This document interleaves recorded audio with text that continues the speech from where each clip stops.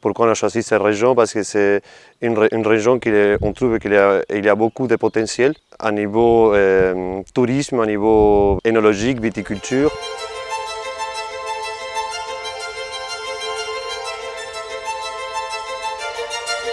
Nous sommes situés sur la commune de Jaunet-Marigny, donc au nord de Jaunet-Marigny, au nord de Poitiers en général, à une vingtaine de kilomètres de Poitiers et à une dizaine de kilomètres du Futuroscope. On met en place différentes choses pour s'adresser à tout le monde. On a la chance d'avoir des animaux sur la propriété, donc pour faire une sensibilisation auprès des plus jeunes peut-être. On a aussi la chance d'avoir une vieille cave qui est chargée d'histoire. Et puis on a différents espaces avec pas mal de cachets.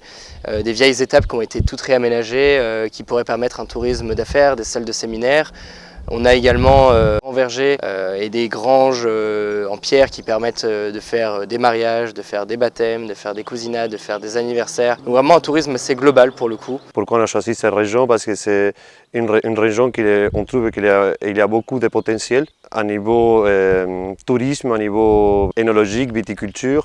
Il faut savoir que c'est une région ancestrale qui avait tellement beaucoup de vignes à l'époque, il avait presque 40 000 hectares. Aujourd'hui, on compte environ des 1000 hectares, si je ne me trompe pas. Avec tous ces potentiels, il faut faire quelque chose. Il faut faire revivre cette région, qui un jour, il était à la pointe du monde du vin. Et le domaine de la Bourguignon, il compte 20 hectares de vignes certifiées bio. Et on a une quarantaine de hectares de bois. Ici, dans le domaine, on a presque 8 cépages.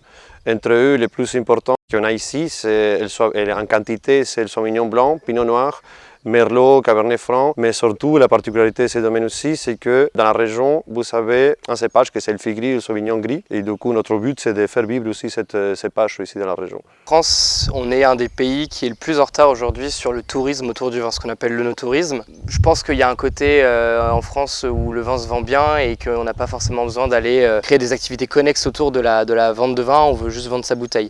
Ici, on a la chance d'être arrivé dans un secteur où tout est à faire et notre idée avec German, c'est de produire du vin, de le vendre sur place en partie.